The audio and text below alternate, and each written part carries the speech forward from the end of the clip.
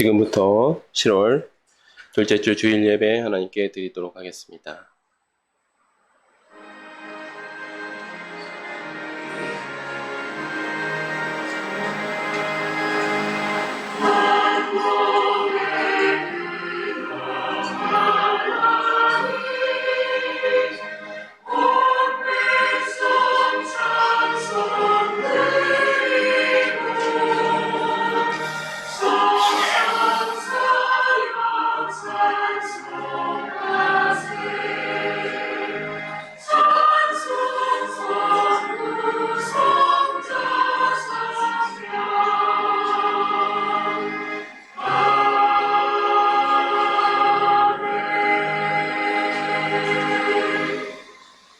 하나님은 영이시니 예배하는 자가 영과 진리로 예배할지니라.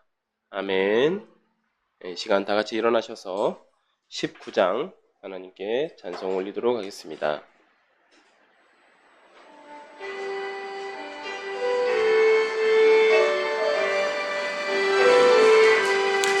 찬송아 내 소리서 사람 기뻐하도다. 하늘아버지의 이름 거룩거룩하도다. 세상 사람 찬양하자. 거룩하신 하나님께 할렐루야 할렐루야 할렐루야 아멘. 하나님의 나라 권세 영원토록 있도다. 하나님의 영광 나라 거룩거룩하도다. 하늘 보좌 계신 주님 세상 주관하시도다. 할렐루야 할렐루야 할렐루야 아멘. 하나님의 크신 섭리 그 뜻대로 되도다. 우리 아버지의 뜻은 거룩거룩하도다. 주여 속히 임하셔서 기쁜 나를 주옵소서. 할렐루야 할렐루야 할렐루야 아멘 아멘. 이 시간 성시교독 6번 교독문 6번 성시 교독하시겠습니다. 교독문 6번입니다. 여호와여 일어나옵소서. 하나님이여 손을 두옵소서. 가난한 자들을 잊지 마옵소서.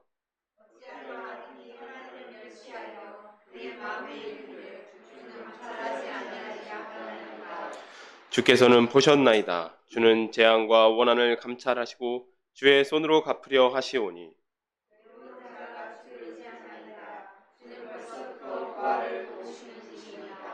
악인의 팔을 꺾으소서. 악한 자의 악을 더 이상 찾아낼 수 없을 때까지 찾으소서.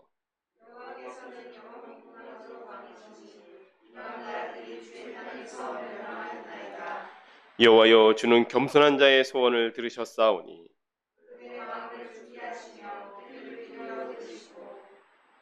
고아와 압제당하는 자를 위하여 심판하사 세상에 속한 자가 다시는 위협하지 못하게 하시리이다.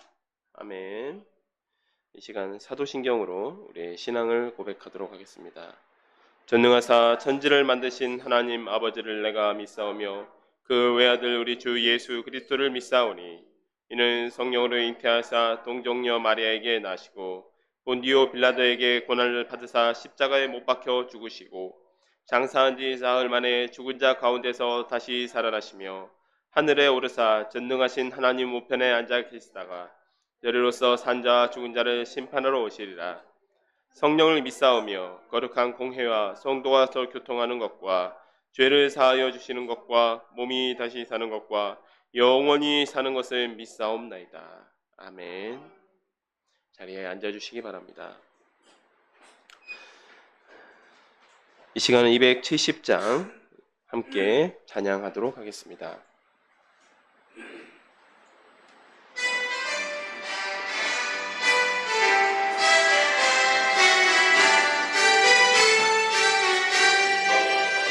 변찮는 주님의 사랑과 거룩한 보혈의 공로를 우리 다 찬양해 합시다.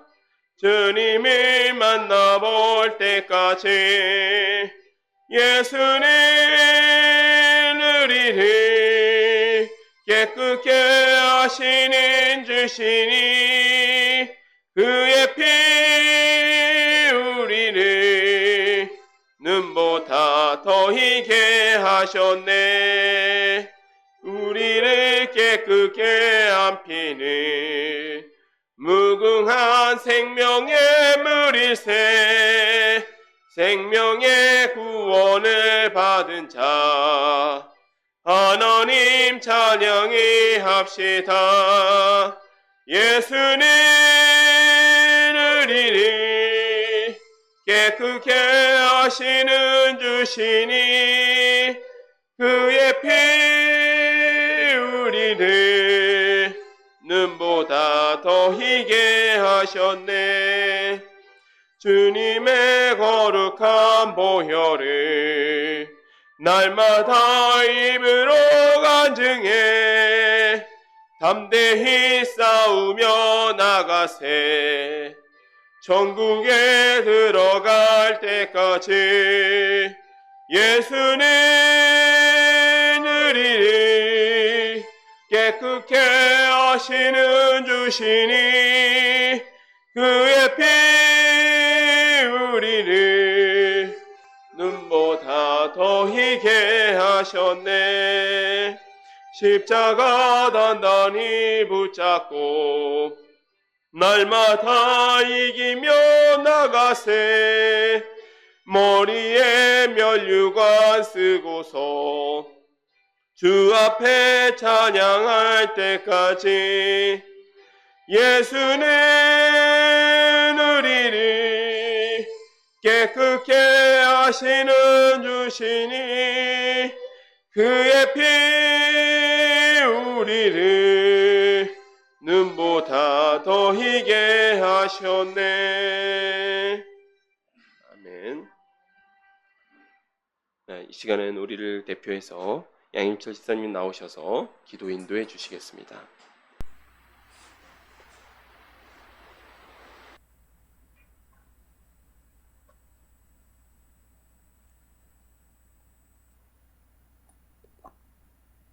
사랑과 은혜가 풍성하신 하나님 아버지, 오늘도 주님의 한없는 사랑과 은혜로 이끌어 주심에 감사드립니다.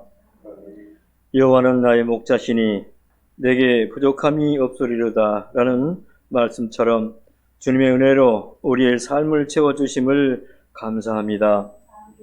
주님의 손길이 우리와 함께 하셨음을 감사하며 온 마음과 정성을 다하여 주님의 이름을 찬양하오니 우리의 예배를 기쁘게 받아 주시옵소서. 이 시간 저희가 한 주간의 삶 속에서 하나님의 마음에 합한 삶을 살지 못한 연약함과 죄를 고백합니다.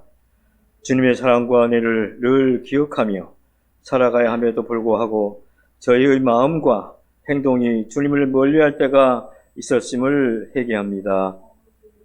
순간의 이기적인 생각과 행동으로 주님의 뜻을 거스른 저희를 불쌍히 여기사 십자가의 보혈로 깨끗게 하여 주시옵소서. 성령님의 도우심으로 저희의 마음을 새롭게 하고 주님의 뜻을 따라 살아가는 삶을 허락하여 주시옵소서. 하나님의 은혜로 세워진 이 나라를 위해 기도합니다. 이 나라를 주님의 뜻 가운데로 인도해 주시고 이정자들에게 지혜와 정의를 베풀어 주셔서 국민 모두가 평안하게 살아갈 수 있도록 이끌어 주시옵소서. 여호와께서 저희를 위하여 저희와 함께 가시며 저희를 떠나지 아니하시고 버리지 아니하시리라는 약속을 믿사오니 주님의 평화가 이 땅에 충만케 하옵소서. 우리 사롱교회를 세워주시고 주님의 뜻을 이루어가게 하심에 감사드립니다. 우리 사롱교회가 주님 안에서 하나 되어 주님의 사랑을 나누며 세상의 빛과 소금의 역할을 감당하게 하옵소서. 성도들이 서로 연합하고 사랑하고 긍휼히 여김으로 진정한 하나님의 거룩한 공동체, 산악의 공동체를 만들어 나아가게 하옵소서. 이 시간 이사야 선지자의 말씀을 대언하실 주님의 사자를 하나님께서 강하게 붙드셔서 성령으로 충만하게 하옵소서. 말씀을 듣는 성도들은 아멘으로 화답하며 이 시간 인터넷으로 함께하는 성도들에게는 동일한 하나님의 음성을 듣는 귀한 시간이 되게 하옵소서. 예배를 위해 여러 모양으로 섬기는 지체들을 기억하시고 하늘의 상급으로 가득 채워 주옵소서. 예배의 과정에서 하나님의 계획과 뜻이 드러나도록 성령님께서 모든 순서를 주장하여 주시옵소서. 이 모든 말씀 우리 주 예수 그리스도 이름으로 간절히 기도드립니다. 아멘.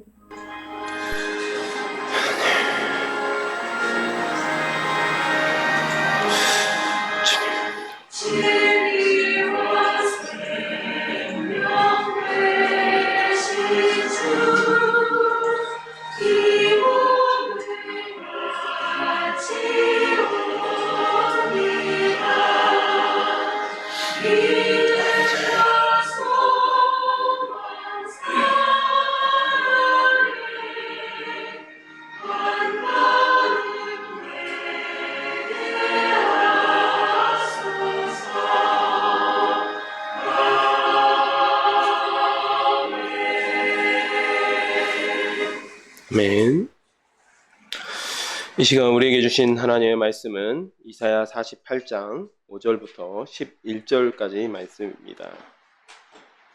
구약성경 1027페이지에 있습니다. 이사야 48장 5절부터 11절까지 말씀입니다.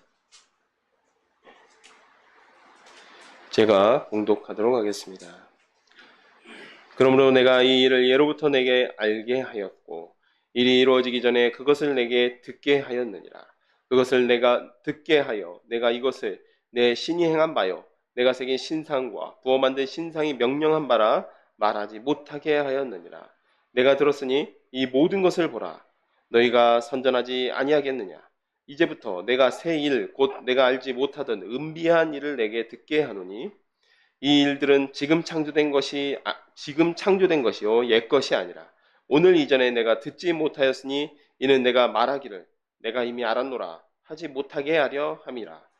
내가 과연 듣지도 못하였고 알지도 못하였으며 내 귀가 옛적부터 열리지 못하였나니 이는 내가 정령 배신하여 모태에서부터 내가 배역한 자라 불린 줄을 내가 알았음이라.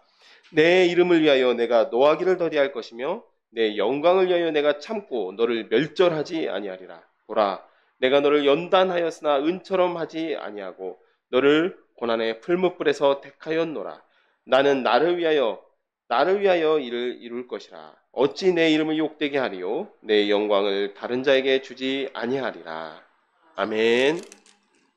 제가 기도하고 말씀을 함께 나누도록 하겠습니다. 하나님 아버지 참으로 감사드립니다. 오늘도 무더운 날씨 가운데서 주님을 예배하기 위하여 이 자리 가운데 나왔습니다. 주님, 저희가 주님의 말씀을 청종코자 합니다. 저희 마음 가운데 깨닫는 마음을 주시옵고 주님의 말씀에 온전히 순종할 수 있도록 저희의 마음을 붙잡아 주시옵소서. 예수님의 이름으로 기도드렸습니다. 아멘. 네. 지난주에 저희가 하나님께서 이스라엘이 눈이 있어도 또 보지 못하고 귀가 있어도 듣지 못하는 모습, 물론 이사야서 앞부분부터 이미 이사야 선지자가 소명받을 때부터 이 말씀이 나왔지만 그러한 모습을 보았습니다. 그래서 하나님께서 이 말씀을 이야기하신 것은 증인으로 이스라엘을 부르셨는데 증인되지 못하고 제대로 증인의 사명을 다하지 못하고 창조주 하나님과 또 이스라엘의 구원자이셨던 하나님을 제대로 증거하지 못했던 그 이스라엘에 대해서 말씀하시는 것이죠. 그래서 하나님께서 이스라엘을 직접 친히 증인다운 증인으로 교육을 하셨습니다. 그 교육의 방식이 무엇이었냐? 바벨론의 포로 생활을 하시면서 포로 생활을 하게 되면서 70년이라는 그 교육 기간 동안에 하나님께서 친히 교육을 하시는 것이죠. 그리고 그 후에 하나님께서 행하실 일의 그 어떤 대리자로서 하나님께서 세우신 자로서 어떠한 이스라엘 사람이나 이스라엘의 왕이나 그런 영웅적인 일을 행하는 어떠한 사람이 아니라 고레스라는 페르시아의 왕을 통하여서 그 일을 행하실 것을 소개하고 있습니다. 오늘 본문에서는 고레스를 통하여서 행하실 일, 고레스를 통하여서 행하실 새 일, 그 일이 무엇이었냐? 곧 바벨론을 심판하고 그 백성을 포로에서 인도하실 때에 대해서 예언하실 일에 대해서 인도하실 일에 대해서 예언하시면서 하나님께서 이스라엘 백성의 어떤 참회나 어떤 깨달음이나 행동의 변화, 물론 이런 것도 있었겠지만 그것이 아니라 자기 이름을 위하여서 이 일들을 하실 것임을 분명하게 말씀하고 계십니다. 46장 1절부터 2절입니다. 벨은 엎드려졌고 느볼은 구부려졌도다.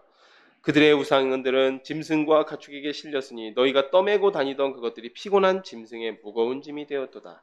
그들은 구부러졌고 그들은 일제히 엎드려졌으므로 그 짐을 구하여 내지 못하고 자기들도 잡혀갔느니라. 하나님께서 이 바벨론을 심판하실 때 이 바벨론의 우상들, 바벨론 사람들이 그렇게 떠받들었던 우상들이 힘없이 쓰러지는 모습을 이야기하고 있습니다. 벨이라는 말은 이 히브리어에서는 이 바알이라는 말하고 같은 말입니다. 바알이 뭐였죠? 주였죠, 주님. 바알이 주님이었습니다. 그래서 바알 세법하면 보통 똥파리 신이라고 이야기도 하고 하는데 즉 벨이라는 말은 바벨론의 최고 신인 마르둑 신을 이야기합니다. 또 여기서 느보가 나오는데 느보는 학문의 신이라고 이야기를 합니다. 바벨론의 학문의 신인데 특별히 이 바벨론 왕들의 이름에도 많이 사용됐습니다. 그만큼 이제 좀 이 말이 좀 이상하지만 인기가 많은 신이라고 할 수 있죠. 인기가 많은 신입니다. 그래서 바벨론 왕 느부갓네살 왕이었던 나보폴라살의 나보도 느보신의 이름을 갖다 쓴 겁니다. 그리고 느부갓네살의 이 느부도 느보신의 이름을 갖다 쓴 거고, 그다음에 나보니더스, 이게 바벨론의 3대 대왕이라고 하는데 이 나보니더스라고 하는 이름은 모두의 느보라는 이름을 붙여 사용했습니다. 바벨론의 대표적인 우상이었습니다. 그런데 이 대표적인 우상들, 이 신상들이 가축에 실려간다라고 하고 있습니다. 그런데 이게 무슨 일입니까? 바벨론이 망했다. 바벨론이 하나님의 심판을 받아서 망했다라는 그러한 의미를 표현하고 있는 거예요. 왜 그럴까요? 세계 초강대국이라도 세계 초강대국에서 그때 당시에 초강대국에서 섬기던 우상, 그렇게 숭배하던 우상이라고 할지라도 우상은 우상일 뿐입니다. 짐승에 실려서 왔다 갔다 하는 우상일 뿐이고 또 하나님 심판에서 아무것도 할 수 없는 무능한 존재라는 것입니다. 또한 이게 바벨론이 망했다라는 의미가 어떻게 되냐면 이 신전이라고 하는 것은 원래 도시가 망할 때 약탈당하는 곳이죠. 예루살렘 성전도 언제 불태워졌습니까?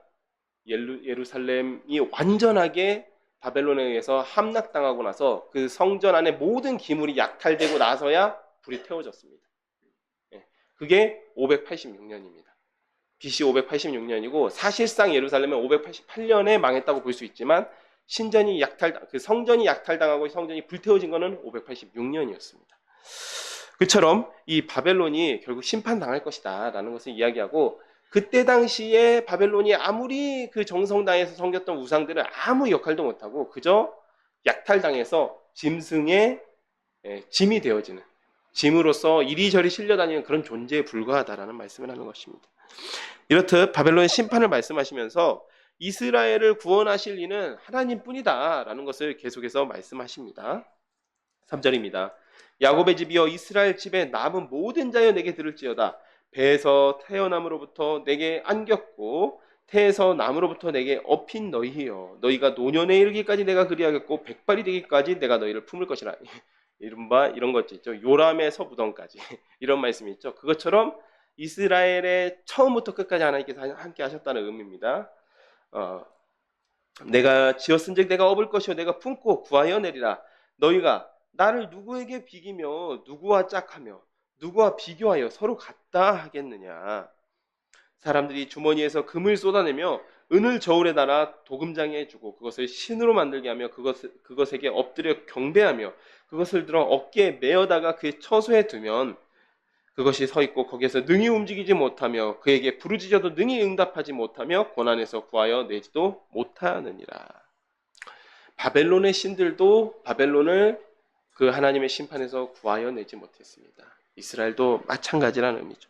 3절에서 4절까지는 이스라엘 백성이 태어날 때부터 그 이집트에서 노예 생활로부터 탈출할 때부터 이스라엘 민족의 그 시작부터 하나님께서 안아주시고 업어주시고 또 백발의 노년이 되어서도 품어주실 정도로 항상 함께 하셨다는 말씀입니다.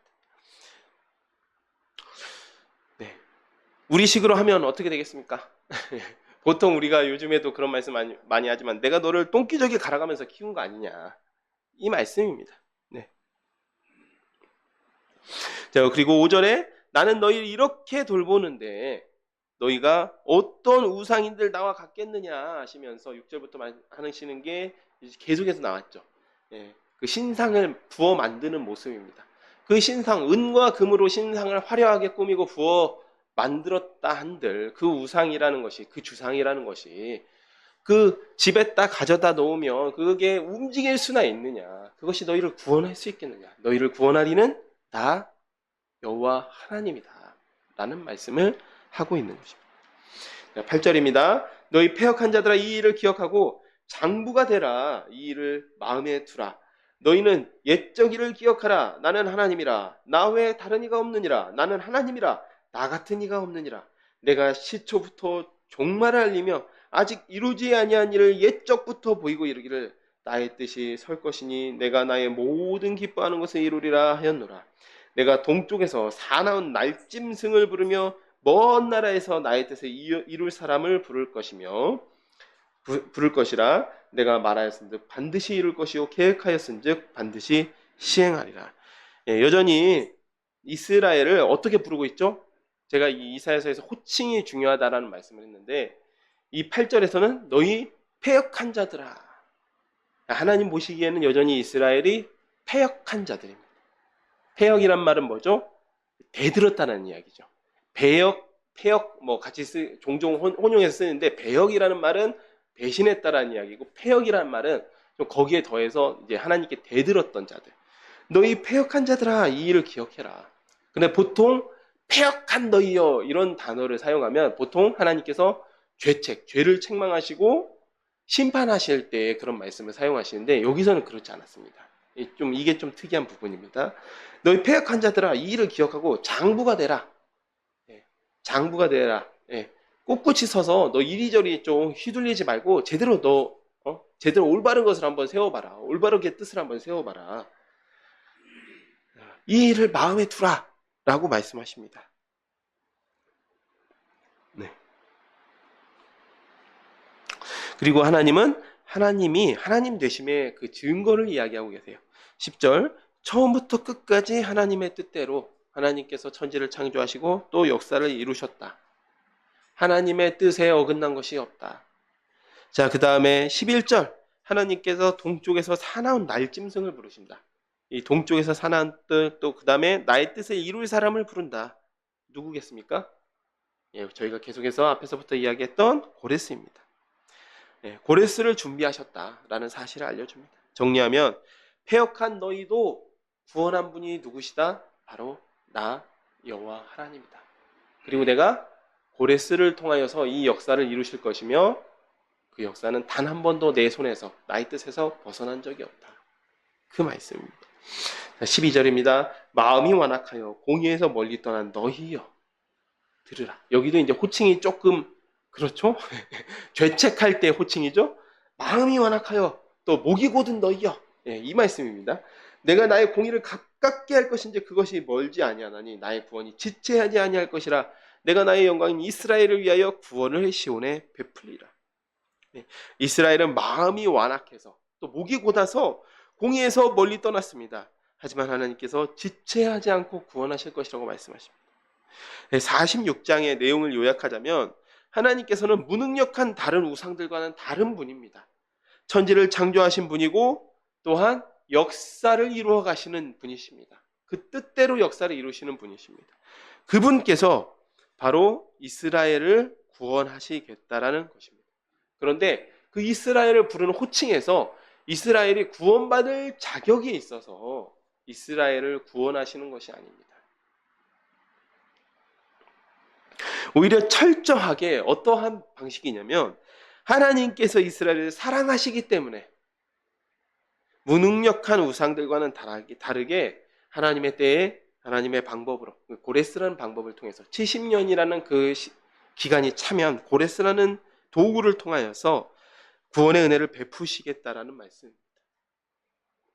제가 구원의 은혜라고 말씀드렸습니다. 그런데 왜 은혜라고 말씀드렸냐면 원래 은혜는 어떠한 것이죠? 값을 치르지 못하는 사람에게 베푸는 것이 은혜입니다. 대가나 값을 치르는 값 없이 베푸는 것이 은혜죠. 값을 치를 수 있으면 그것은 은혜가 아닙니다. 거래입니다. 그런데 본문에서 말씀하시는 것은 하나님의 전적인 은혜를 말씀하고 계십니다. 패역하고 완고하고 목이 곧지만 공의에서 멀리 떠난 자들이지만 하나님의 역사를 통해서 내가 너희를 구원하겠다라는 말씀입니다. 네, 46장 1절에서 2절은 본격적으로 1절에서 이어서 1, 2절은 이제 벨과 느보 이런 우상들에 대해서 이야기했고 본격적으로 바벨론의 멸망에 대해서 이야기하는 게 47장입니다. 처녀딸 바벨론이여 내려와서 티끌에 앉으라. 보통 티끌에 앉는 것은 완전히 망한 거죠. 완전히 패망한 겁니다. 딸 갈대하여 보좌가 없어졌으니 땅에 앉으라. 내가 다시는 곱고 아리답다 일컬음을 받지 못할 것임이라. 맷돌을 가지고 가루를 갈고 노울을 벗으며 치마를 걷어 다리를 드러내고 강을 건너라. 내 속살이 드러나고 내 부끄러운 것이 보일 것이라. 내가 보복하되 사람을 아끼지 아니하리라. 우리의 구원자는 그의 이름이 만군의 여호와 이스라엘의 거룩한 이시니라. 딸 갈대하여 잠잠히 앉으라. 흑암으로 들어가라. 내가 다시는 여러 왕국의 여주인이라 일컬음을 받지 못하리라. 전에 내가 내 백성에게 노하여 내 기업을 욕되게 하여 그들을 내 손에 넘겨주었거늘 내가 그들을 긍휼히 여기지 아니하고 늙은이에게 내 멍에를 심히 무겁게 메우며 말하기를 내가 영영이 여주인이 되리라 하고 이 일을 내 마음에 두지도 아니하며 그들의 종말도 생각하지 아니하였도다. 네. 1절에서 3절이 이제 처녀딸 바벨론이 수치를 당합니다. 그런데 여기서 이제 처녀딸이라는 것이 약간 어떤 뉘앙스냐면 귀부인 같은 뉘앙스예요. 근데 그때 당시에는 그 바벨론의 전성기에는 여러 나라, 열방을 다스리던 나라였기 때문에 이제 안방에 딱 자리 차지하고 앉아가지고 귀부인처럼 험한 일은 다 밑에 것들, 아래 것들 종들을 시키면서 부리던 그 귀부인의 역할에서 이제는 완전히 내려오게 되는데 맷돌을 가지고 가루를 갈고 너울을 벗고 이런 말씀은 이 귀부인들이 쓰고 다녔던 너울 이게 거쳐지게 된다는 거죠.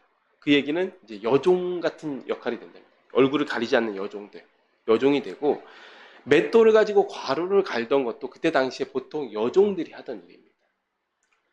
그러니까 안방을 차지하고 앉아서 귀부인처럼 거들먹거리던 그 바벨론이 여종 같은 존재로 완전히 망해서 내려오게 될 것이다 라는 말씀을 하고 있는 것입니다.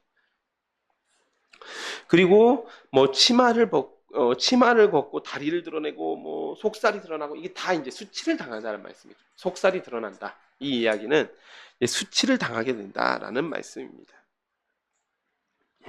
자, 4절은 바벨론을 패망시킬 분은 바로 하나님이시다. 우리의 구원자는 그 이름이 만군의 여호와 이스라엘 거룩한 이이시다. 그리고 네가 다시는 여주인이라 일컬음을 받지 못할 것이다. 철저하게 패망해서 너도 종과 같이 될 것이다.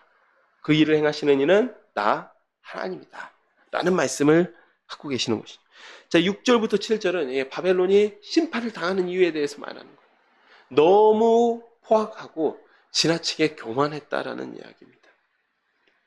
전에는 하나님께서 이스라엘 백성에게 크게 노하여서 교육을 시키려고 바벨론의 손에 조금 맡겨놨더니 그런데 이 바벨론이 교육을 잘 시켜서 돌려보낼 하나님 입장에서죠. 돌려보낼 생각은 안 하고 이 늙은이조차도 긍휼히 여기지 않고 무거운 멍에를 메우고 또 영영이 내가 너의 주인이 되겠다라고 하면서 이제 교만을 부렸다는 겁니다. 교만해졌다는 거죠. 계속해서 바벨론이 심판당하는 이유에 대해서 말씀하고 있습니다. 그러므로 사치하고 평안히 지내며 마음에 이르기를 나뿐이라 나 외에는 다른 이가 없도다. 나는 과부로 지내지도 아니하며 자녀를 잃어버리는 일도 모르리라 하는 자여 너는 이제 들을지어다. 한날에 갑자기 자녀를 잃으며 과부가 되는 이 두 가지 일이 내게 임할 것이라. 내가 무수한 주술과 많은 주문을 빌릴지라도 이 일이 온전히 내게 임하리라. 내가 내 악을 의지하고 스스로 이르기를 나는 보는 자가 없다 하나니 내 지혜와 내 지식이 너를 유혹하였음이라. 내 마음에 이르기를 나뿐이라. 나 외에 다른 이가 없다 하였으므로 재앙이 내게 임하리라. 그러나 내가 그 근원을 알지 못할 것이며 손해가 내게 이르리라. 그러나 이를 물리칠 능력이 없을 것이며 파멸이 호련히 내게 임하리라. 그러나 내가 알지 못할 것이니라. 8절을 보면 사치하고 교만했다라는 것입니다. 여러 나라를 정복하고 부강해지면서 사치하고 자기 힘에 취해서 교만해졌습니다. 그래서 마음에 이르기를 나뿐이다. 나 외에 다른 이가 없다. 나는 과부로 지내지도 않고 자녀를 잃지도 않다. 그러니까 이 고대의 대표적인 어떤 비극이죠. 대표적으로 인생에 당할 수 있는 비극인데 난 절대 그런 일 당할 수 없다. 내가 지금 가지고 있는 돈이 얼마며 내가 가지고 있는 힘이 얼마인데 그런 일 절대 당하기 없다. 근데 하나님께서 뭐라고 말씀하십니까? 한날에 자녀를 잃고 남편도 잃어버린다. 라는 말씀을 하고 있는 그런 비극이 너에게 반드시 임하게 될 것이다 라고 말씀합니다. 그리고 10절에 악을 의지하고 자기가 쌓은 지혜와 지식에 취해 있습니다. 그런데 사랑하는 여러분, 그것이 어떻게 바벨론만 그렇겠습니까? 우리 인간들의 특징인 것 같습니다. 돈을 벌면 또 성공하면 사실 남을 섬기는 것보다는 거들먹거리고 또 사치하게 됩니다. 그게 자연스럽게 그렇게 되는 것 같습니다. 작은 성공이라도 하면 자기가 다 아는 것처럼 교만해지죠. 그런데 결국은 자기가 쌓은 지식과 그 지혜가 자기를 망하게 한다라고 되어 있습니다. 11절에 재앙이 임하리니 그 근원을 알 수 없다라고 말씀하고 있습니다. 그 전까지는 바벨론이 이야기하는 것처럼 여기서 주술, 주문 이런 이야기가 계속해서 나오죠. 그 전까지는 그런 것들로 극복할 수 있었다라는 것입니다. 바벨론이 주문을 외우고 또 점을 치고 하는 일들이 마치 자기 복을 이루는 근원인 것처럼 근본인 것처럼 여겨졌고 또 그것이 실제로 효험이 있는 것처럼 느껴졌다는 것입니다. 그러한 지식들을 통하여서 거기서 쌓은 지식들을 통하여서 바벨론이 지금까지 교만해 왔다라는 거예요. 하지만 하나님의 심판이 임할 때는 거기서 쌓은 주문이나 주술이나 그러한 지식들이라는 것이 왜 이런 파멸이 어느 날 갑자기 한시에 오게 되었는지 그 근원조차도 알지 못하는 허망한 것이라는 말씀을 하고 있는 것입니다. 그 근원조차도 알 수 없으므로 속수무책으로 당하게 됩니다. 바벨론도 그러했고 사실 우리 인생도 마찬가지인 것 같습니다. 자, 12절입니다. 이제 너는 젊어서부터 힘쓰던 주문과 많은 주술을 가지고 맞서보라. 하나님께서 막 조롱하고 계세요. 너 한번 해봐라. 네가 여태까지는 잘 막 써먹었지? 한번 해봐. 혹시 유익을 얻을 수 있을는지, 혹시 놀라게 할 수 있을는지 네가 많은 계략으로 말미암아 피곤하게 되었도다. 하늘을 살피는 자와 별을 보는 자와 초하룻날을 예고하는 자들에게 다 점치는 겁니다. 하늘을 살펴보고 별을 보고 초하룻날에 예고하고 이게 다 점치는 겁니다. 일어나 내가 이 말 그 일에서 너를 구원하게 하여 보라. 점을 쳐서 한번 너를 구원해봐라. 보라, 그들은 초계 같아서 불에 타리니 그 불꽃의 세력에서 스스로 구원하지 못할 것이라. 이 불은 덮게 할 숯불이 아니요 그 앞에서 앉을 만한 불도 아닌. 이렇게 그 앞에서 뭘 구워 먹고 또 몸을 덮이는 그런 불이 아니라 모든 것을 다 태워버리는 징벌의 불이라는 것이죠. 내가 같이 힘쓰던 자들이 내가 이같이 되리니 어려서부터 너와 함께 장사하던 자들이 각기 제 길로 흩어지도 너를 구원할 자가 없으리라. 그 근원을 알 수 없는 재앙을 당하기 때문에 바벨론은 이전에 하던 것처럼 우상에게 의지합니다. 주술에 의지하고 주문에 의지하고 또 점치는 것에 의지하고 계략에 의지합니다. 하지만 하나님의 심판에서는 피할 수 없습니다. 여기 보면 초계라고 되어 있는데 이게 이제 그 어떠한 지푸라기 같은 걸 이야기해요. 지푸라기 같은 거를 이야기하는데 저도 이제 농사를 그렇게 많이 지어보지 않았고 뭐 그렇지만 어떻게 됩니까? 가을에 가을거지 끝나고 나서 지푸라기 불에 태우면 순식간에 불 붙어버리죠. 잘 마른 지푸라기 순식간에 불 붙어버립니다. 그것처럼 그 바벨론이 그 추구해왔던 그 지식이라는 것이 힘이라는 것이 그 부라는 것이 초계처럼 한순간에 하나님께서 심판하시면 한순간에 불 붙어서 사라져버리는 초계와 같은 것이었다라고 말씀하고 있는 것입니다. 네, 48장입니다. 야곱의 집이여 이를 들을지어다. 너희는 이스라엘의 이름으로 일컬음을 받으며 유다의 허리에서 나왔으며 여호와의 이름으로 맹세하며 이스라엘의 하나님을 기념하면서도 진실이었고 공의가 없도다. 이게 46장의 내용과 호칭 관련된 내용과 굉장히 동일하죠. 네. 그들은 거룩한 성 출신이라고 스스로 부르며 이스라엘 하나님을 의지한다 하며 그 이름이 만군의 여호와라 하나 내가 예로부터 처음 일들을 알게 하였고 내 입에서 그것들이 나갔으며 또 내가 그것들을 듣게 하였고 내가 호련히 행하여 그 일들이 이루어졌느니라. 내가 알거니와 너는 완고하며 내 목은 쇠의 힘줄이요 내 이마는 노치라. 이마가 노치라는 것은 뻔뻔하다 그런 뜻입니다. 예. 이게 좀 전혀 다른 용도로 사용됐지만 우리가 이후에 에스겔서를 함께 보지만 내 이마를 금강석처럼 단단하게 하겠다. 예. 그거는 이제 담대하게 내 말을 전해라 이런 뜻이고 여기서 내 이마는 노치다. 너는 죄를 지으면서도 참 뻔뻔한 존재다. 뻔뻔하다라는 말을 하는 것입니다. 예, 본문 역시 의롭지 못한 이스라엘에 대해서 말씀하고 계십니다. 이 부분 보통 흔히 죄를 책망하기 위해서 이스라엘의 죄를 드러내시고 그 죄를 책망하시기 위해서 말씀하지만 그런 부분이 아닙니다. 오히려 하나님께서 하나님의 백성이 이렇게 부정하고 완고함에도 불구하고 하나님께서 하나님의 이름을 위하여 구원을 행하실 것을 이게 극적으로 대비시키는 겁니다.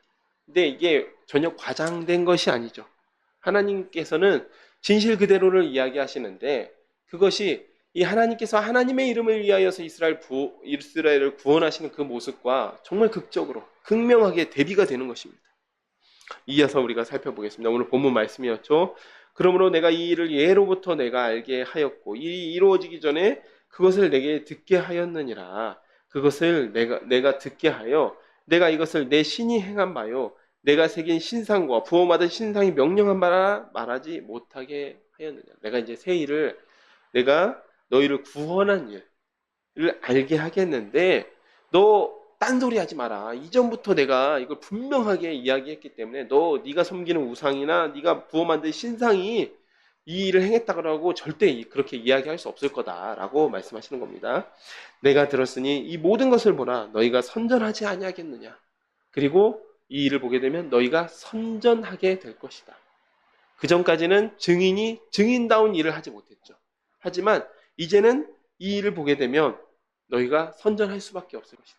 증인으로서 증인의 사명을 다할 수밖에 없을 것이다. 이제부터 내가 새 일, 곧 내가 알지 못하던 은비한 일, 은미라고 비밀한 일을 내게 듣게 하노니 이 일들은 지금 창조된 것이요 옛 것이 아니다. 오늘 이전에 내가 듣지 못하였으니 이는 내가 말하기를 내가 이미 알았노라 하지 못하게 하려 함이라.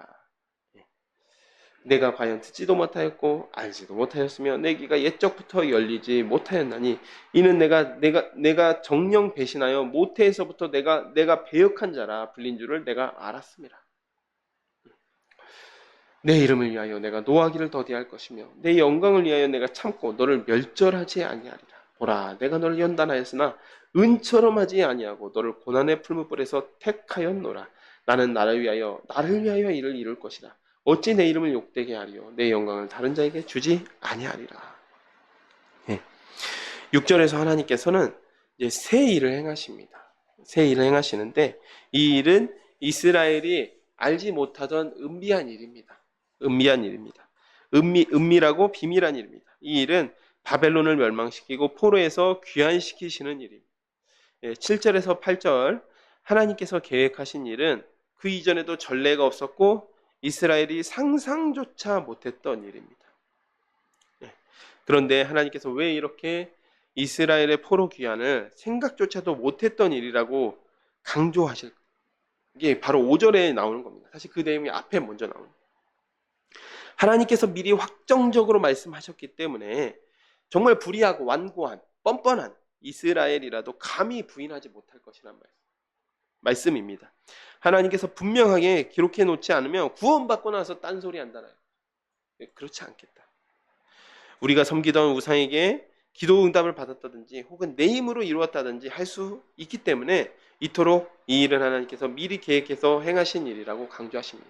그리고 그 새 일, 이 고레스를 통하여서 구원하시는 그 일이 얼마나 충격적이고 그러한 일이냐면 너희가 생각지도 못했던 일이다 라고 이야기하는 거예요. 그러니까 이 말씀이 이게 대비되는 말씀이 아닙니다. 앞에서는 내가 옛날부터 이야기했다. 그리고 8절에는 내가 듣지도 못했고 알지도 못했던 그런 일을 행할 것이다 라는 게 이게 전혀 이게 상충되는 말씀이 아닙니다. 앞에서 하는 말씀은 이건 분명하게 내가 기록하여서 내가 너희를 구원하는 것이다. 그러니까 너 다른 소리 하지 마라 라고 하는 것이고, 지금 내가 하고 있는 이 새 일이 너희가 감히 상상도 못했던 일인다. 이 고레스를 통하여서 너희를 포로에서 귀환하게 하는 이 일이 너희가 상상조차도 못했던 그 일이다. 그러니까 너는 네 힘으로 뭔가 했다라고 감히 그렇게 말할 생각하지 말아라 라고 지금 말씀하고 계시는 거예요. 그리고 9절부터는 이 미리 계획하신 이 모든 일들이 하나님의 이름을 위한 것이라고 말씀하고 계세요. 하나님은 내 이름을 위하여, 내 이름을 위하여, 또 내 영광을 위하여 불의한 이스라엘을 멸절하지 않으시고 바벨론 포로를 통해서 연단하셨다라고 말씀하고 계십니다. 예. 근데 10절 말씀이 약간 헷갈릴 수 있어요. 바벨론 포로를 연단하셨다. 여기까지는 알 수 있는데 하나님께서 이스라엘을 연단하셨지만 은처럼은 하지 않으셨다. 예. 이런 말씀이 있는데 이거는 우리가 은 재련법을 조금 이해하는 게 좋을 것 같습니다. 보통 이 자연 상태에서 귀금속, 금이나 은이 사실 우리가 잘 아시겠지만 금괴나 은괴나 이런 형태로 있는 게 아니죠. 예. 보통 금 같은 경우에는 1톤짜리 이 암석을 파쇄를 해가지고 이걸 재련을 하면 금을 고작 몇 그램 이 정도 얻을 수 있습니다. 근데 그 정도만 해도 몇 그램 몇십 그램 얻는 것만 해도 충분히 생산성이 있다고 판단하고 그걸 이제 금광이라고 하는 것이죠. 근데 은도 마찬가지라고 합니다. 이게 은이 자연 상태에서 채취를 하면 보통 이게 납이랑 좀 많이 이게 불순물이 보통 납 같은 불순물이 많이 포함되어 있다고 합니다. 근데 똑같이 은색이긴 하지만 그러면 이걸 어떻게 해야 될까요? 이게 가마에 넣어가지고 용광로에 넣어가지고 이걸 녹이는 겁니다. 녹이는데 보통 납이 녹는 점이 더 낮아요. 그러면 막 불에 가열해서 녹으면 먼저 불순물이 이렇게 흘러져 나오고 불순물이 먼저 흘러나오거나 이제 먼저 이제 연소돼 버리고 타버리고 이제 은이 정연한 은이 나오는 것입니다. 그런데 문제가 뭐냐? 그런데 왜 은처럼 하지 않았냐? 하나님께서 바벨론 포로 생활을 통해서 왜 은처럼 단련시키지 않았냐? 앞에서 말씀한 이스라엘에서 상태에서 알 수 있듯이 막 계속해서 지금 이스라엘 너희들 패역하다. 너희들은 배반한 자다. 엄마의 태에서부터 배역한 자다. 배신한 놈들이다. 그렇게 배신한 사람들이다. 그렇게 말씀하고 계시죠. 그런데 바로 그런 이유 때문에 이스라엘을 그렇게 순수한 은, 정연한 은을 얻을 정도로 그렇게 단련시켜 버리면 남을 자가 없는 겁니다. 남을 자가 없어요. 그러니까 이스라엘 멸망할 때도 그 중에서도 의로운 자, 또 남길 만한 자, 그런 자들을 바벨론의 포로로 보내서 남겨진 자라고 하나님께서 하셨는데 그런 그들조차도 하나님께서 보시기에는 불의한 자이고 완고하여서 목이 곧기가 쇠심줄 같은 자입니다. 즉 이런 자들은 하나님께서 만족할 만큼 순수한 은으로 연단시켜 버리면 남을 자가 거의 없는 겁니다. 남을 자가 거의 없습니다. 네. 하박국서에서도 하박국 선지자가 어떤 것을 깨달죠? 하박국서 2장에 오직 의인은 그 믿음으로 말미암아 살리라. 즉 하나님께서 그 의인은 그 믿음 때문에 내가 그 의인을 살려주겠다 라고 하나님께서 말씀하셨는데 오히려 하박국 선지자는 그 말씀 때문에 막 두려움에 떱니다. 아, 그러면 살아남을 만한 자가 거의 없구나 라는 사실을 깨닫고 두려움에 떨게 됩니다. 예. 그리고 나온 하박국 선지자의 신앙 고백이 뭐 무화과 나뭇잎이 마르고 이런 말씀 아닙니까? 그러니까 하나님께서 하나님 뜻대로 하나님 마음에 원하는 대로 그렇게 해버리시면 남을 자가 별로 없어요. 한 줌도 되지 않는 것입니다. 그래서 하나님께서 은처럼은 하지 않고 그냥 적당히 고난의 풀무불에서 좀 너희들 좀 훈련 좀 받고 오너라 라고 하셨다라는 것입니다. 하나님과 우리의 관점의 차이입니다. 이스라엘은 70년의 포로 생활이 주여 어느 때까지니까 라고 하면서 막 낙심할 정도로 한탄하며 울고 낙심해 버릴 시간이었습니다. 그런데 하나님께서는 그것조차도 마음껏 연단한 게 아니었어요. 그냥 적당히 애가 너무 하면 다 죽을 것 같으니까 적당하게 하나님께서는 좀 훈련시킨 시간이었습니다. 적당히 잘못을 깨달았으면 이제 돌아오거라 했다라는 얘기. 이거와 꼭 같지는 않지만 비슷한 말씀이 마가복음 13장에서 우리가 살펴볼 수 있습니다. 예수님께서 그 어떤 종말에 대해서 말씀하시면서 어떻게 말씀하셨냐면 주께서 그날들을 감하지 아니하셨더라면 모든 육체가 구원을 얻지 못할 것이다 라고 말씀하신 적이 있습니다. 이처럼 하나님께서는 심지어 그 이스라엘이 연단하신 것조차도 이 녀석들이 버티지 못할까봐 그렇게 하셨는데 그 날을 감하여 주신 거고 그 강도를 약하게 하신 건데도 하나님께서는 어떻게 말씀하십니까? 내가 내 이름을 위하여서 그렇게 했다라고 말씀하고 계십니다. 그러면서 분명하게 이 일을 행하시는 존재가 바로 하나님이시라는 점을 말씀하고 있습니다.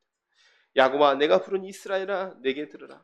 나는 처음이요 또 나는 마지막이라. 과연 내 손이 땅의 기초를 정하였고 내 오른손이 하늘을 폈나니 내가 그들을 부르면 그들이 일제히 서느니라. 너희는 다 모여 들으라. 나 여호와가 사랑하는 자는 나의 기뻐하는 뜻을 바벨론에 행하리니 고레스를 이야기하는 겁니다. 그의 발이 갈대아인에게 임할 것이라. 그들 중에 누가 이 일들을 알게 하였느냐. 나 곧 내가 말하였고 또 내가 그를 부르며 그를 인도하였나니 그 길이 형통하리라. 너희는 내게 가까이 나와 이것을 들으라. 내가 처음부터 비밀이 말하지 아니하였나니 그것이 있을 때부터 내가 거기에 있었노라 하였느니라. 이제는 주 여호와께서 나와 그의 영을 보내셨느니라. 나 선지자 이사야와 그의 영 그 고레스를 보내셨다라고 말씀하고 있습니다. 자 12절 13절 우리에겐 너무 익숙하지만 천지를 창조하시고 역사를 주관하시는 하나님, 그 하나님께서 반드시 이 일을 이룰 것이라고 말씀하십니다. 14절은 6절의 새 일이라는 것이 바로 고레스를 통하여서 바벨론을 심판하신다라는 것을 다시 한번 이야기하고 계십니다. 16절 하나님께서 이 모든 예언을 비밀스럽게 누구는 알고 누구는 모르게 한 것이 아니라는 것이 명명백백하게 기록해 놓으셨습니다. 누구나 알 수 있게끔 그렇게 하셨습니다.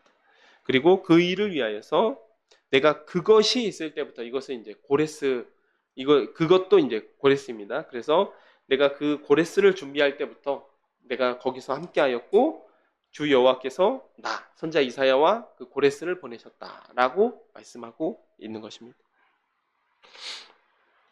17절입니다. 너희의 구속자시오 이스라엘의 거룩한 이이신 여호와께서 이르시되 나는 내게 유익하도록 가르치고 너를 마땅히 행할 길로 인도하는 내 하나님 여호와라. 내가 나의 명령에 주의하였더라면 내 평강이 강과 같았겠고 내 공의가 바다 물결 같았을 것이며 내 자손이 모래 같았겠고 내 몸의 소생이 모래알 같아서 그의 이름이 내 앞에서 끊어지지 아니하였겠고 없어지지 아니하였으리라 하였느니라. 네. 이 포로로 잡힌 이스라엘에 대한 하나님의 이 감정입니다. 하나님은 이스라엘의 길을 인도하시면서 유익하도록 가르치신 분이라고 말씀하고 계세요. 그런데 18절에서 19절은 하나님께서 정말 아쉬워하신다라는 게 느껴집니다. 내 명령에 주의했더라면, 이게 가정법으로 쓰여져 있습니다. 이게 히브리어로도 이게 가정법입니다. 근데 내 명령에 주의했더라면 하나님의 진한 아쉬움이죠. 하나님의 명령을 잘 지켰다면 내가 너희를 정말 온갖 복과 평강이 기다리고 있게 인도하였을 텐데 그 얘기는 그렇지 못했다라는 이야기입니다. 그러나 하나님께서는 그런 아쉬움을 뒤로 하고서라도 이스라엘을 구원하실 것이라고 약속하십니다.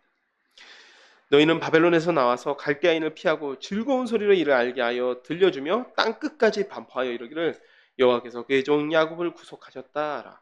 여호와께서 그들을 사막으로 통과하게 하시던 때에 그들이 목마르지 아니하게 하시며 그들을 위하여 바위에서 물이 흘러나게 하시며 바위를 쪼개사 물이 솟아나게 하셨느니라. 여호와께서 말씀하시되 악인에게는 평강이 없다 하셨느니라. 보면 또한 그 바벨론 포로로 귀환하시는 것을 계속해서 21절에 이집트에서 노예 생활에서 해방시키셨던 그 일과 계속해서 비교하고 계세요. 그러니까 지난주에도 그 일과 비교하시면서 이 일보다 더 큰 일이라고 하셨고, 이번에는 포로 귀환하시면서 마치 그 일처럼 내가 너희의 포로를 귀환하게 하시겠다. 너희는 비록 나에게 아쉬움을 남겼던 내 백성이지만 하지만 내가 너희를 이집트 노예 생활에서 해방시켰던 것처럼 너희를 구원하겠다라고 말씀하고 계십니다. 오늘 본문 46장에서 48장까지 하나님께서 이스라엘 백성을 구원하실 것을 약속하십니다. 지난주까지 우리가 살펴본 곳에서는 하나님께서 70년 포로 생활로 이스라엘의 백성에 대한 진노가 많이 풀리셨다라는 것을 알 수 있습니다. 네, 물론 이스라엘 백성도 바벨론에서 많은 부분을 회개했습니다. 그것도 사실입니다. 실제 역사를 보더라도 포로 생활 중에 많은 구약 성경이 정리가 되었습니다. 특히 시가서 같은 것들이 굉장히 많이 정리되었습니다. 하나님을 아는 지식이 없어서 망했다라는 그런 역사적 교훈을 이들이 받았기 때문에 구약 성경을 정리한 것이죠. 또 그에 바로 이어서 율법을 연구하고 지키게 되었습니다. 그러나 본문에서 하나님은 여전히 이스라엘 백성에게 패역한 자들, 완악하고 공의에서 떠난 자들이라고 말씀하고 계십니다. 그전과 다른 것은 패역하고 불의하기 때문에 심판을 받는 것이 아니라 그럼에도 불구하고 하나님께서 자기 이름을 위하여 그들을 구원하실 것이라고 약속하십니다. 왜 그럴까요? 앞에서 우리가 함께 살펴보았던 대로 이스라엘을 은을 연단하는 것처럼 하지 않았다라는 본문에서 그 이유를 찾을 수 있을 것입니다. 사람이 제 아무리 거룩하여도 하나님께서 원하시는 기준에는 미치지 못하는 것이죠. 못하는 것입니다. 하지만 하나님께서는 완전히 마음에 합한 사람을 합하지 않을지라도 자기를 위하여 구원하신다 하면서도 그 은혜를 이스라엘이 누리도록 하시는 것입니다. 물론 이 말씀은 우리가 잘 알다시피 이런 은혜가 있기 때문에 아무렇게나 막 살아도 하나님께서 은혜로 구원하신다라는 그런 방종하라라는 말씀은 아닙니다. 그보다는 항상 자기 이름을 위하여라고 말씀하시지만 그 은혜와 사랑은 우리가 누리게 되는 하나님의 절대적인 은혜를 말씀하고 있습니다. 원래 은혜는 값 없이 주시는 것입니다. 가치가 없는 것이 아니라 값을 치를 수 없는 존재이기 때문에, 자격이 없는 존재이기 때문에 그 은혜로 먼저 주셔서, 은혜를 먼저 베풀어 주셔서 세워주시는 것이 하나님의 방법입니다.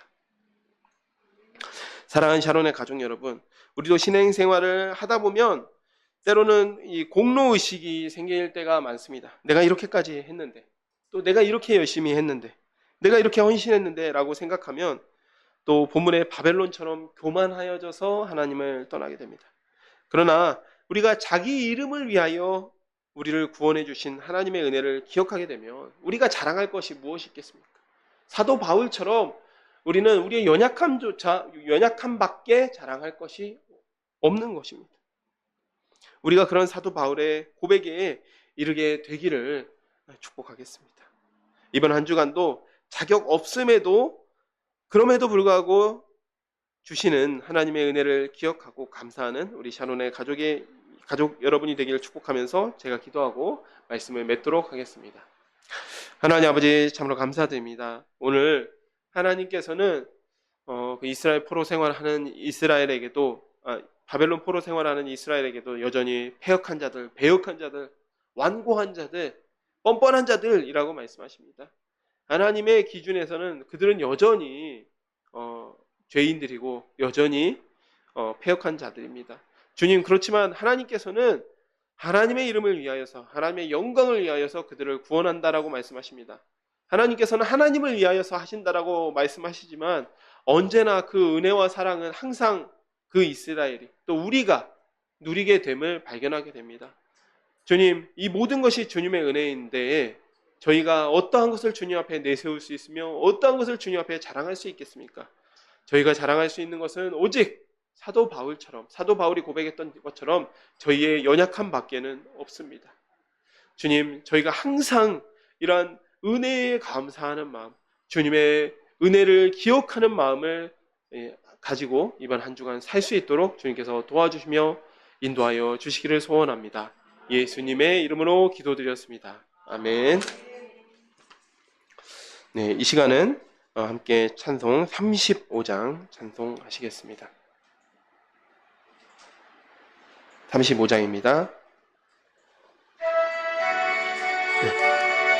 네, 찬송하시면서 우리 준비하신 예물 봉헌하시겠습니다.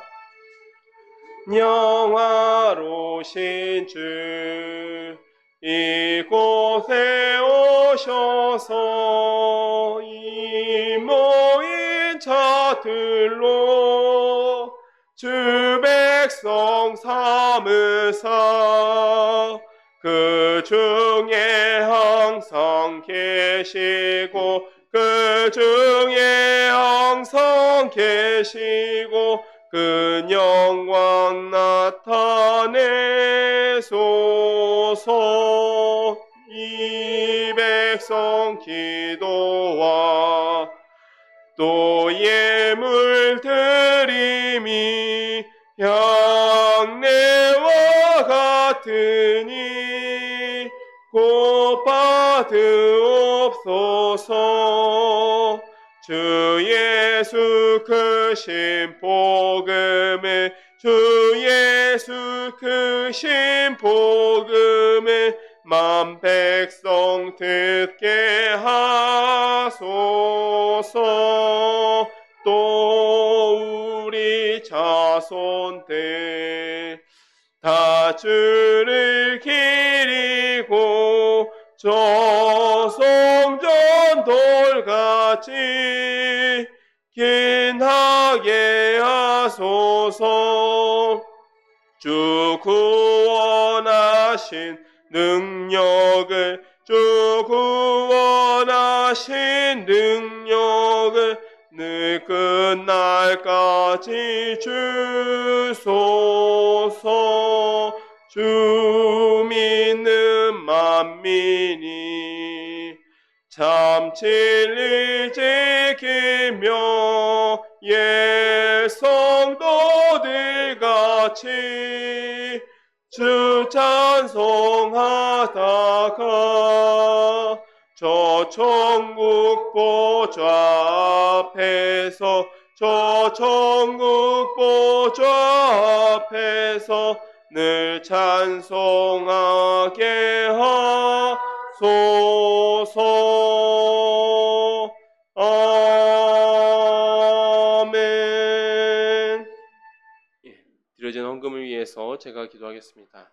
하나님 아버지 감사드립니다. 오늘도 주님 앞에 나와서 예배할 수 있게 하심도 감사드리오며 주님의 말씀을 듣게 하심도 감사드립니다. 주님, 그 감사의 마음을 담아서 주님께서 베풀어 주신 무한한 것들 중에 일부를 구별하여 나왔습니다. 이 물질 기쁘게 받아주시고 이 물질이 사용되는 곳마다 주님의 구원하심의 역사가 널리 전해지게 하여 주옵소서. 예수님의 이름으로 기도드렸습니다. 아멘. 예. 오늘 특별한 광고는 없습니다. 뒷부분에 기도 제목을 보시면서 여러분들께서 기도하실 때 교회를 위해서 기도해 주시면 감사하겠습니다. 또 지금 우리 대학생들이 이제 아직까지 이제 방학 기간이라서 본가에서 좀 예배를 드리는 경우가 많이 있습니다. 그러니까 여러분들 기억나실 때 우리 참석하지 못한 청년들 개강하면 또 함께 참석해서 또 기쁜 마음을 함께 예배드릴 수 있도록 함께 기도해 주시면 감사하겠습니다. 네, 이 시간은 함께 일어나셔서 찬송 3장 부르시고 주기도문으로 예배를 마치도록 하겠습니다.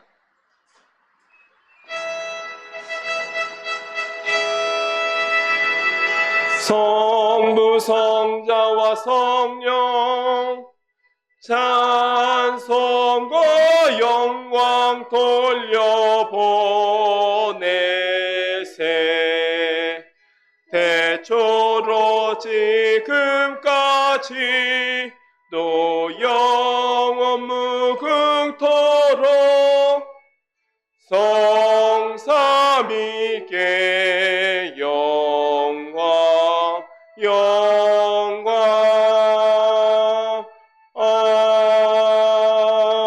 아멘. 하늘에 계신 우리 아버지, 이름이 거룩히 여김을 받으시오며 나라가 임하옵시며 뜻이 하늘에서 이루어진 것 같이 땅에서 이루어지이다. 오늘 우리에게 일용할 양식을 주시옵고 우리가 우리에게 죄 지은 자를 사하여 준 것 같이 우리의 죄를 사하여 주옵시고 우리를 시험에 들게 하지 마옵시고 다만 악에서 구하옵소서. 대개 나라와 권세와 영광이 아버지께 영원히 있사옵나이다. 아멘.